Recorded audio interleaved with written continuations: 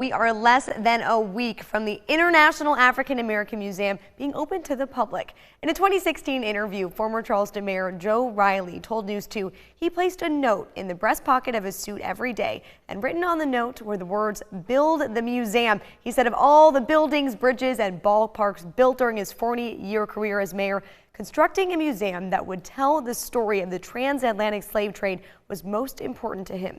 For 23 years, that vision has been coming into focus, and after centuries of being buried, history is alive. Here's News 2's Carolyn Murray. Yes, my Lord, you're the best. Millions of enslaved men, women, and children captured in Africa, chained and shackled during the journey across the Atlantic Ocean. Between 40 and 48% of all enslaved Africans that came to what is now the United States would have come through this very spot. This very spot is Gadsden's Wharf. The executive director of the International African American Museum says stories that originated in Africa are finally being told. This is a place that tells story of trauma, but this is also a place that tells stories of joy. Dr. Tanya Matthews says the idea of the International African American Museum took root when Charleston's longest-serving mayor read the book Slaves in the Family by Edward Ball. It was 1998. I read the book Slaves in the Family, written by Edward Ball, and through the book then I learned for the first time the harshness and the challenge and the brutality. More enslaved human beings were brought here to the site than any other place in North America.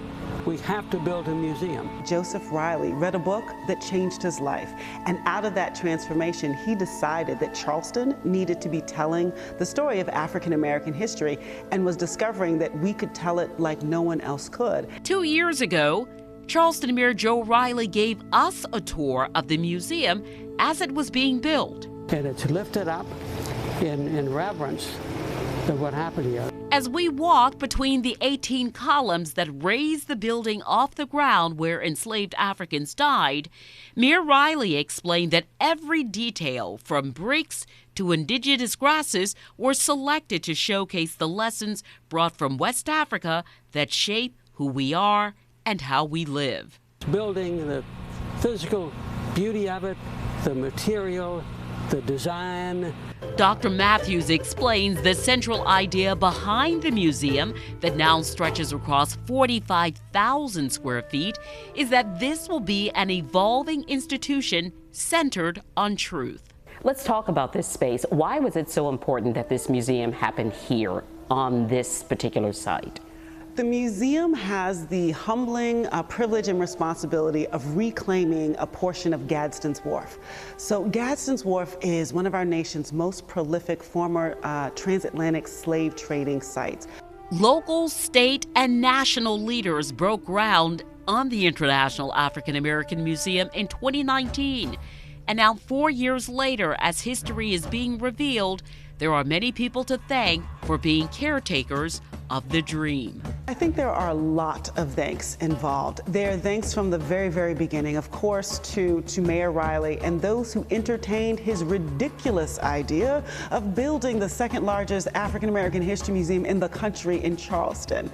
Congressman Jim Clyburn, who stood there in the beginning, board members, advisors, and then of course we have donors and contributors, right?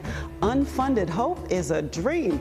And so we've had a lot of folks who have invested in the project, and those who invested before they knew it was certain, and those who invested once they saw it was certain and important and simply needed to be bigger and more powerful.